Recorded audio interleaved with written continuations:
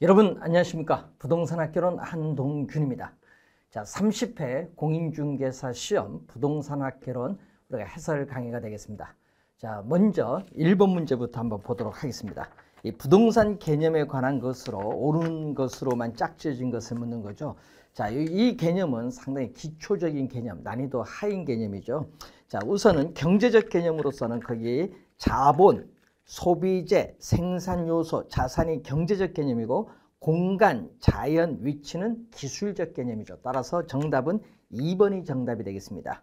자, 2번 문제로 가겠습니다. 토지의 자연적 특성 중 다음 설명과 모두 관련이 있는 거죠. 자, 토지는 비소모적 재화이기 때문에 가치의 보존력이 우수하죠. 그리고 또 부동산 관리의 중요성이 나타나고 또 토지에 장기 투자를 하게 되면은 이 자본 이득과 소득 이득을 얻을 수 있고 또 토지로부터 얻는 수익은 영속적이기 때문에 부동산 활동 시에 장기 배려를 하게 하는 것은 영속성의 특성입니다. 따라서 2번 문제의 정답은 3번이 되겠습니다. 자, 3번. 자, 여러분이 공법 관련 지문이 나와서 좀 상당히 어려웠던 부분이죠. 자, 부동산 정책에 관한 우리가 설명으로 우리가 옳은 것을 묻는 거죠. 개발이익 환수제에서 개발이익은 개발사업 시행에 의해서 물가상승분이 아니죠. 물가상승분이 아니라 정상지가 상승분을 초과하는 거죠. 물가상승분이 아니라 이 정상적인 지가 상승분 요거죠. 이걸 초과하여 개발사업을 시행하는 자에게 귀속되는 사업 이윤의 증가분을 개발이익이라고 하죠. 그래서 개발이익 개념 우선 1번은 틀렸고 2번 도시 국토의 계획 및 이용에 관한 법령상 특별시, 광역시 또는 군의 관할구역에 대하여 기본적인 공간구조와 장기 발전 방향을 제시하는 종합계획은 바로 우리는 도시군 관리계획이 아닙니다. 도시군 우리가 관리계획이 아니라 바로 무슨 계획이죠? 기본계획이죠. 기본계획. 이 도시군 기본계획은 이 관리 계획에 있어서 수립의 도시군 기본계획은 우선 관리계획이 아니다. 이 기본계획이라는 것을 염두에 두시면 되겠네요. 2번 틀린 지문이고 3번 개발 손실보상제는 이 토지 이용 계획의 결정 등으로 종래 용도 규제가 완화되는 것이 아니라 강화되는 거죠. 강화됨으로 인해서 발생한 손실을 보상하는 제도를 말하는 거죠. 자, 우선 우리가 개발 부담금 제도가 있습니다. 그래서 2번, 3번 완화가 아니라 강화죠. 틀린 지문이고 4번 주택 마련 또는 리모델링 하기 위해 결성하는 주택조합에서는 우리는 주택법령상 3가지 지역주택조합, 직장주택조합, 리모델링 주택조합이 있습니다. 4번 정답이 되겠고 5번 재건축 부담금은 우리가 도시 및 주거환경 정비법의 정비 사업에 재건축 사업이 있습니다. 이 재건축 사업에서 발생하는 초과 이익을 환수하기 위한 제도로서 무슨 법이죠? 재건축 초과 이익 환수에 관한 법률이죠. 이 재건축 초과 이익 환수에 관한 법률이 있습니다. 이 법률에 의해서 이 재건축 부담금을 부과함으로써 우리는 개발 이익을 또 환수하고 있습니다. 그래서 5번도 틀린 지문이죠. 자, 4번 문제인데 건부지 중 건물을 제외하고 남은 부분의 토지를 우리는 뭐라고 한다? 부지가 아니라 뭐에 대한 개념이죠? 우리 공지에 대한 개념이죠. 공지. 그래서 1번은 틀렸고 2번 우리가 부동산 등기 법령에서 정한 하나의 등록 단위로 표시되는 단지. 등록 단위는 바로 뭐죠? 필지를 말하죠. 필지. 필지. 등록 단위를 말합니다. 그래서 대지가 아니다. 틀렸죠. 3번. 우리 집안이 절토되어 무너져 내린 토지로서 바다나 하천으로 변한 토지를 우리 포락지라고 하죠. 포락지. 포락지 개념. 상당히 중요한 개념이 출제됐습니다. 자, 소유권이 인정되지 않는 바다와 육지 사이의 해변 토지를 빈지죠. 빈지의 개념이 나와 있습니다. 따라서 5번이 정답인데 이 소지는 대지 등으로 개발되기 이전에 자연적인 상태에 있는 그대로 이 토지를 말하죠. 소지 개념입니다. 5번 정답이 되겠고요. 5번. 자, 도시 및 주거 환경 정비 법령상 정비 사업 개념을 묻는데 이 정비 기반 시설이 열악하고 열악이 포인트죠. 열악하고 노후 불량 건축물이 밀집한 또 밀집한 요게 또 포인트입니다. 과도하게가 안 들어갑니다. 밀집한 지역에서 주거 환경을 개선하거나 상업지역, 공업지역 등에서 도시 기능의 회복 및 상권 활성화 등을 위하여 도시 환경을 개선하기 위한 그러한 사업을 재개발 사업입니다. 1번 정답이죠. 2번 주거환경 개선 사업을 하면 안 됩니다. 열악 그리고 밀집한 이게 포인트. 1번 정답입니다. 6번 자 보유 단계에 있어서 국세로서는 종합부동산세가 있고 이 지방세로서는 재산세가 있죠. 또 처분 단계에서의 국세는 양도소득세가 있습니다. 따라서 1번이 정답이 되겠죠. 7번 부동산 수요와 공급에 관한 설명으로 옳은 것은 자 가격이 상승하면 공급량은 증가하죠. 그래서 7번에 1번은 바로 무슨 법칙이죠? 공급의 법칙이죠. 자, 이 공급의 법칙에 의해서 나타납니다. 공급량은 증가합니다. 수요량은 일정 기간에 실제로 구매한 수량, 실제로 구매한 수량이 아니죠. 어떻게 돼요? 우리는 상품을 사고자 하는 의도된 양을 말합니다. 그래서 틀렸고 3번 공급량은 주어진 가격 수준에서 실제로 매도한 수량 아니죠. 또 실제로 매도한 수량이 아니라 상품을 팔고자 하는 또 의도된 계획된 양을 의미합니다. 또 틀린 지문이죠. 건설 종사자들의 임금 상승은 생산비를 상승시키기 때문에 공급이 이전보다 줄어들죠. 공급의 감소로 인해서 부동산 가격은 상승합니다. 하락이 아니라 상승하죠. 그래서 틀렸고 5번 가격 이외에 다른 요인이 수요량을 변화시키면 수요 곡선이 좌측 또는 우측으로 이동하죠. 그래서 무슨 변화? 수요 변화죠. 수요 변화. 수요 변화. 이 가격 이외에 다른 요인이 변화일 경우에 우리는 수요 곡선 자체가 이동하는 수요의 변화를 나타내는 설명입니다. 5번 정답이 되겠죠. 자, 8번 문제로 넘어가겠습니다.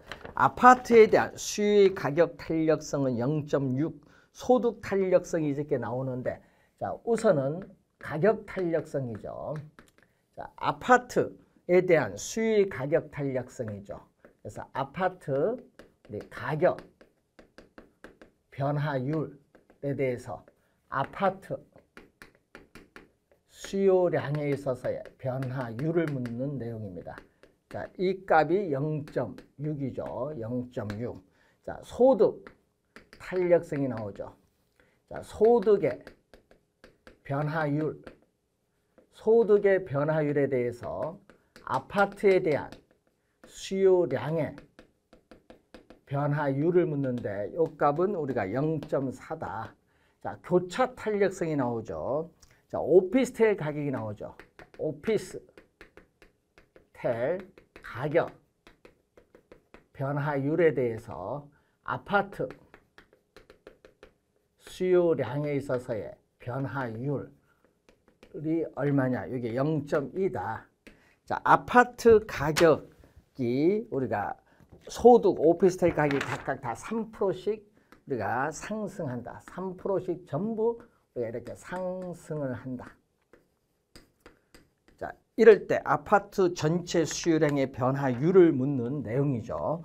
자, 우선은 가격이 오르면 수요 법칙에 따라 수요량은 우리가 감소합니다. 따라서 첫 번째 수식에서 아파트 수요량은 얼마? 1.8% 감소를 하죠.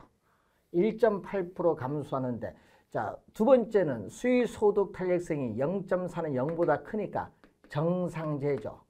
자, 이 정상제이기 때문에 소득이 증가하면 또 수요량이 증가하는 상품이죠. 따라서 두 번째 수식에서 아파트 수요량은 1.2% 증가를 합니다. 자, 교차 탄력성이 0보다 크면은 아파트와 오피스텔은 서로 대체 관계 있는 상품이죠. 오피스텔 가격이 오르면은 아파트 수요량도 이렇게 증가하죠. 같은 방향으로 변동해야 플러스입니다. 그래서 또 두 번째 요 0.2인데 이 수식에서 또 아파트 수요량은 또 얼마죠? 0.6% 뭐 한다? 증가하죠. 자, 그래서 결론적으로는 요 세 가지를 다 묶었더니 1.8% 감소한데 1.2%, 0.6% 이거 증가하니까 결국은 아파트 수요량은 변화가 없다. 불변이죠. 아파트 수요량은 변화가 없습니다. 불변. 따라서 5번 정답이 되겠죠. 자, 9번 공공재에 관한 일반적인 설명으로 틀린 것은 소비의 비경합적인 특성이죠. 공동소비합니다. 비내구재가 아니죠. 뭐 도로, 예를 들어서 뭐 도로 이런 건 내구성이 있는 상품입니다. 또 정부만 생산 비용을 부담하는 것이 아닙니다. 어떻게 돼요? 이 정부와 민간이 생산 비용을 우리 민간도 생산 비용을 부담할 수 있습니다. 예를 들어서 여러분이 공원이라든지 박물관 이런 것은 민간이 또 생산 비용을 부담할 수 있습니다. 그래서 2번 틀린 지문이고 우리 무임승차 문제와 같은 시장의 실패가 발생할 수 있고 또 생산을 시장 기구에 맡기면은 사회에서 필요한 양만큼 생산이 불가능하죠. 과소 생산되는 경향이 있고 비배제성에 의해서 비용을 부담하지 않는 사람도 소비할 수 있죠. 예를 들면 국방, 치안 이런 것을 예를 들어 볼 수 있습니다. 2번 정답이고요. 자, 10번 문제로 가겠습니다. 또 계산 문제에 관련된 내용이 되겠습니다. 자, 10번 문제를 보시면은 다음에 관료에 들어갈 내용으로 오른 것은 어떤 우리가 보시면 시장에 수요 함수가 이렇게 주어졌죠. 자, 수요 함수가 지금 Q 우리가 D는 800 마이너스 2P로 주어졌죠. 자, 공급이 이렇게 주어졌네요. 공급 P1 이꼬르는 200으로 주어졌어요. 공급. 자, 공급가 이렇게 주어진 상태입니다. 자, 그러면 여기 최초에 여기서는 200이 요 P 자리에 뭐가 들어온다? 200이 들어오면 되겠죠. 200이 여기 들어오면 얼마가 돼요? 400이 되어 있네요. 여기 400. 거래량은 400이 됩니다. 자, 그런데 문제는 여기서 어떻게 되죠? 공급 함수가 300으로 이렇게 간다. P1 이꼬르 300이 되면은 거래량은 이렇게 줄어들죠. 300이 또 요 자리에 또 들어오면은 200이 되겠네요. 200. 자, 그러면은 균형 거래량은 400에서 200으로 200만큼 뭐 했다? 감소를 했겠죠. 200만큼 감소하고 우리가 공급 곡선은 가격에 대해서 수평선이죠. 수평선은 완전 탄력적입니다. 수평선, 공급 곡선이 수평선이면 완전 탄력적. 따라서 5번 정답이 되겠죠. 자, 11번 문제로 갑니다. 부동산에 관한 수요와 공급의 가격 탄력성에 관한 설명으로 틀린 건데, 자, 1번 보시면은 수요의 가격 탄력성이 완전 탄력적이죠. 자, 완전 탄력적일 때는 이렇게 뭐가 된다? 수평선입니다. 자, 수요 곡선이 이렇게 완전 탄력적일 경우에는 우리가 수평선의 형태를 띠게 되겠죠. 자, 이렇게 주어졌을 때 수요가 증가할 경우, 수요가 증가하면 어떻게 돼요?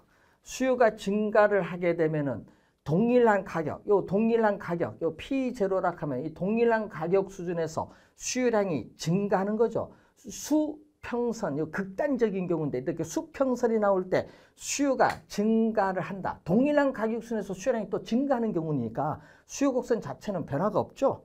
그래서 균형 가격, 수요 곡선 자체가 변화가 없기 때문에 균형 가격, 공급 곡선이 우리가 우상향을 하잖아요. 일반적으로. 그럼 일반적으로 우상향할 경우에 공급 곡선에 관계없이 수요가 증가할 경우는 동일한 가격에서 수요량이 증가하니까 가격은 변하지 않죠. 그래서 1번 우리가 맞는 지문이죠. 1번 맞는 지문이 되겠고 2번 오피스텔에 대한 대체재가 감소함에 따라 오피스텔에 대한 우리가 수요의 가격 탄력성이 대체재가 줄어들면은 대체재가 많을 경우에 비해서 비탄력적, 가격 탄력성이 작아진다. 비탄력적입니다.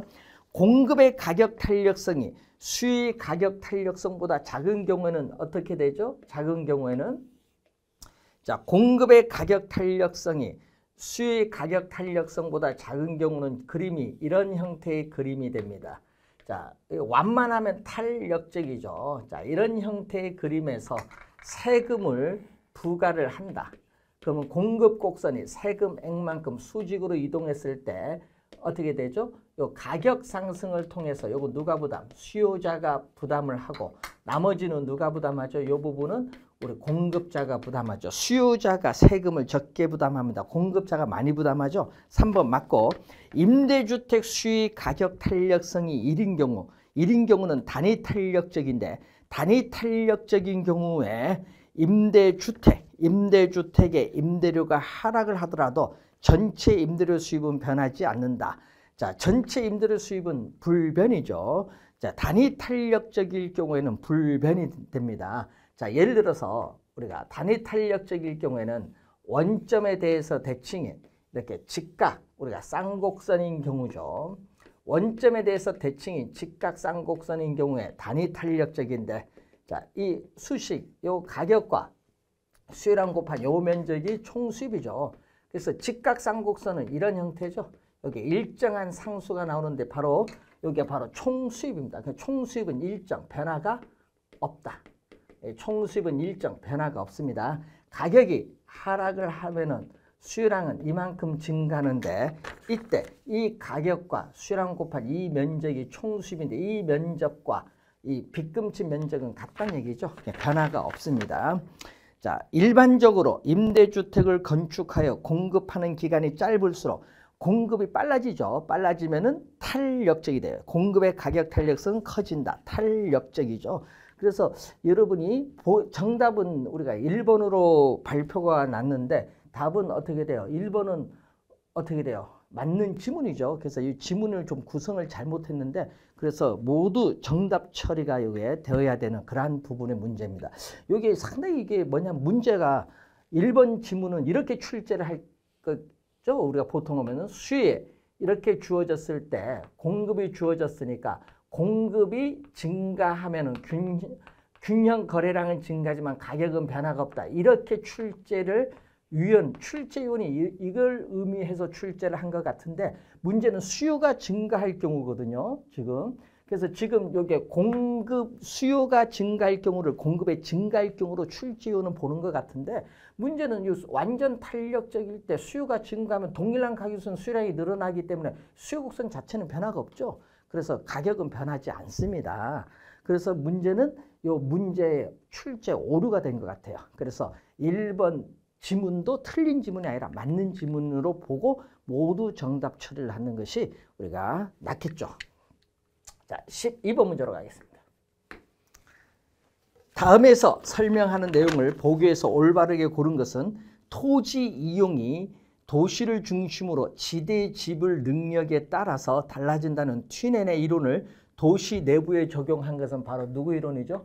버제스 이론이죠. 자, 버제스의 동심원 이론입니다. 그래서 기억은 가가 와야 되겠죠. 는 공간적 중심지 규모의 크기에 따라 상권의 규모가 달라진다는 것을 실증한 것은 니은은 크리스탈러의 중심지 이론이죠. 자, 크리스탈러의 중심지 이론을 묻는 내용이 되겠고요. 자, 세 번째, 특정 점포가 최대 이익을 얻을 수 있는 매출액을 확보하기 위해서는 어떤 장소에 입지하여야 하는가? 점포 입지 원칙 8가지, 점포 입지 원칙 8가지를 제시한 학자가 넬슨의 소매 입지 이론이죠. 그래서 넬슨은 점포 입지에 있어서의 8가지 원칙을 제시합니다. 그래서 정답은 어떻게 돼요? 3번이 정답이 되겠죠. 자, 13번 허프 모형에 관한 설명으로 틀린 것은, 자, 중력 모형을 활용하여 상권의 규모 또는 매장의 매출액을 추정할 수 있습니다. 맞고, 공간 마찰 계수는 시장의 교통 조건, 쇼핑 물건의 특성에 따라 달라지는 값입니다. 자, 모형을 적용하기 전에 공간 마찰 계수가 먼저 정해져야 계산이 가능하죠. 교통 조건이 나쁠 경우에는 공간 마찰 계수가 커지게 되고요. 전문 품종인 경우에는 좀 더 유리한 조건에서 쇼핑을 하기 위해서 먼 거리까지 가서 사기 때문에 어떻게 돼요? 공간 마찰 개수는 큰 게 아니라 작죠. 일상용품은요, 구매 단위도 작고 구매 빈도도 어떻게 돼요? 많기 때문에 어떻게 돼요? 우리는 가까운 거리에서 물건을 사려는 경향이 있기 때문에 이 공간 마찰 개수는 전문 품종인 경우가 작습니다. 그래서 5번 정답이 되겠습니다. 14번 문제로 갑니다.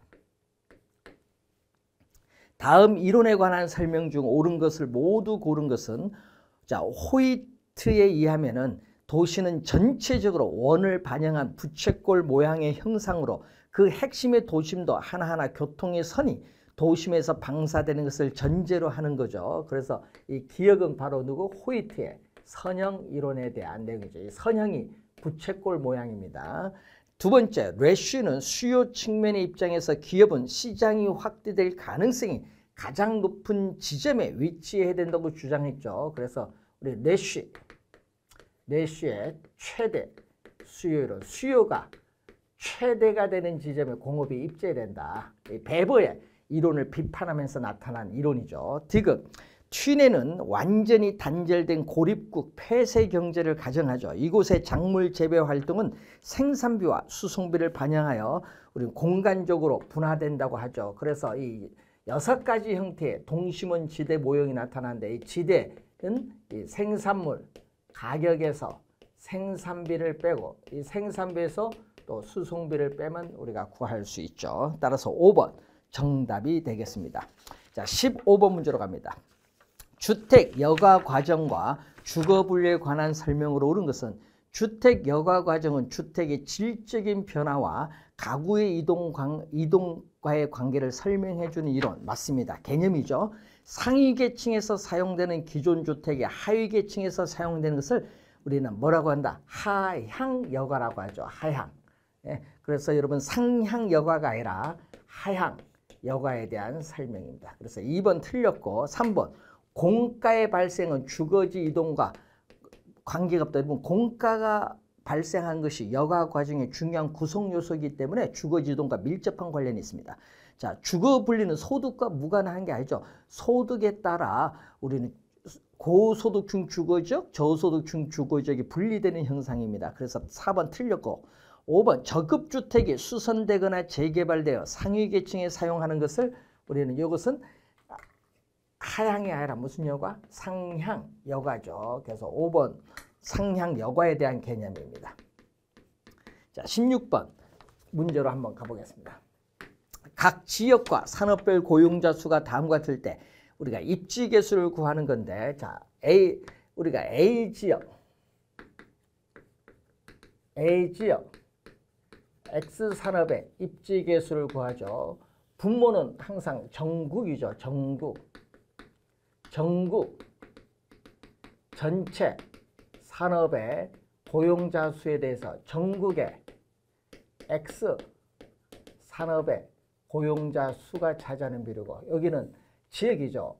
분자는 지역이죠. A 지역 전체 산업의 고용자 수에 대해서 A 지역 X 산업의 고용자 수가 차지하는 비율이죠. 자, 그 표를 보면은 우리가 전국은 얼마? 전체 산업 고용자 수 400이 나와 있죠. 400이 나와 있고, 그 다음에 우리가 X 산업은 얼마? 240이 나와 있네요. 자, 그리고 A 지역 전체가 200인데 200에서 X 산업이 얼마? 100이 나와 있습니다. 100. 그럼 여기 2분의 1이고 여기는 8, 5, 40, 8, 3, 24죠. 그래서 3위는 6, 내항이 곱은 분모로 외항이 곱은 분자 6분의 5죠. 그래서 약 0.83이 나오겠네요. 자, 그리고 두 번째는 우리가 B지역 Y산업이죠. 그럼 B지역 또 Y산업의 AQ도 자, 전국 전체 산업의 고용자 수는 400이고 전국의 Y산업이죠. 전국의 Y산업 고용자 수는 160이 나옵니다. 그리고 B지역 전체는 또 200이죠. 200에서 B지역 Y산업은 얼마? 60이 되겠네요. 60. 자, 60이 우리가 되는 그러한 내용이죠. 자, 그러면 얼마가 나오죠? 자, 우리가 해주면은 이게 4분의 3, 0.75가 나오죠. 4분의 3. 내항이 곱, 외항이 곱해서 하면 4분의 3, 0.75가 나오는 그러한 내용입니다. 따라서 3번이 정답이 되겠죠. 자, 17번 문제로 갑니다. MBS 도입에 따르는 부동산 시장 효과에 관한 설명으로 틀린 건데 4번이 정답이죠. 주택 금융이 확대가 되면은 주택을 구입을 하고자 하는 소비자 수가 증가하기 때문에 자가 소유 가구 비중이 감소하는 것이 아니라 증가합니다. 감소하는 것이 아니라 증가합니다. 그래서 4번이 틀린 지문이 되겠고 18번 정부가 시행 중인 부동산 정책에 관한 설명으로 틀린 것은 자, 1번은 우리가 도시의 무질서한 확산을 방지하고 도시 주변의 주거 환경을 보존하여 도시민의 건전한 생활 환경을 확보하기 위해서 개발 제한 구역을 지정할 수 있다. 1번 맞고요. 도시계획구역 안에 택지에 한하여 가구별 소유 상한을 초과하는 해당 택지에 대해서는 초과 소유 부담금을 부과한다. 2번이 정답인데 여러분 택지 소유 상한에 관한 법률이 있죠. 이것은 1999년 2월 위헌 판결로 폐지가 됐기 때문에 현재 우리나라에서 시행 중이 아니다. 현재 우리나라에서 시행 중이 아니다. 그래서 2번이 정답이 되겠습니다. 3번 정부는 한국토지주택공사를 통해서 토지 비축 업무를 수행하고 있죠. 자, 토지를 경제적 효율적으로 이용하고 공공복리 증진을 도모하기 위해서 용도 지역지구제를 실시하고 있습니다.